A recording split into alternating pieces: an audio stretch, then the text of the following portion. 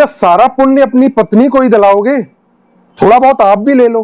कल ऐसे ही एक चर्चा हो रही थी, तो एक व्यक्ति कह रहे थे कि जो लेडीज रात को अपनी सास के पैर दबा के सोती है उसको बहुत पुण्य मिलता है। मैंने उनसे पलट के ये पूछा, क्या पत्नी को ही पुण्य मिलता है? बेटा मां के पैर क्यों नहीं दबाता? बेटा पिता के पैर क्यों नहीं दबाता?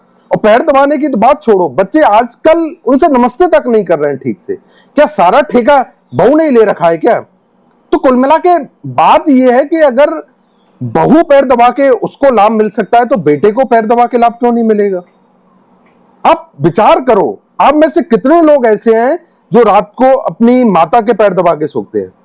अगर सच्चाई से देखेंगे, झूठ बोलने के लिए अलग बात है, सच्चाई से देखेंगे तो 1% लोग भी नहीं निकलेंगे। जिसको मां ने अपने गर्भ से पैदा किया है, जिसको अपने गर्भ में सींचा है, वो तो पैर दबा के सो नहीं रहा, और जो इतने दूर से कुल से जो लड़की आई है उससे आप उम्मीद कर रहे हो कि वो पैर दबाए।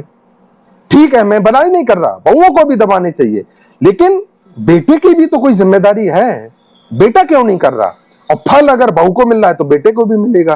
पैर दबाने से बहू की अगर लंबी दीर्घायु होती है तो बेटे की भी होगी। बेटे के तो और ज्यादा फिर दबाना चाहिए, मां और ज्यादा उसको आशीर्वाद दे, शतायु हो, 100 वर्ष जिए, लंबी उम्र हो, स्वस्थ हो। लेकिन ये दोगलापन हमारे व्यवहार में आता हुआ जा रहा है। जो लड़का खुद अपनी मां की देखभाल नहीं कर सकता, वो अपनी पत्नी से ये अपेक्षा रख रहा है कि वो मेरे माँ बाप की देखभाल करे।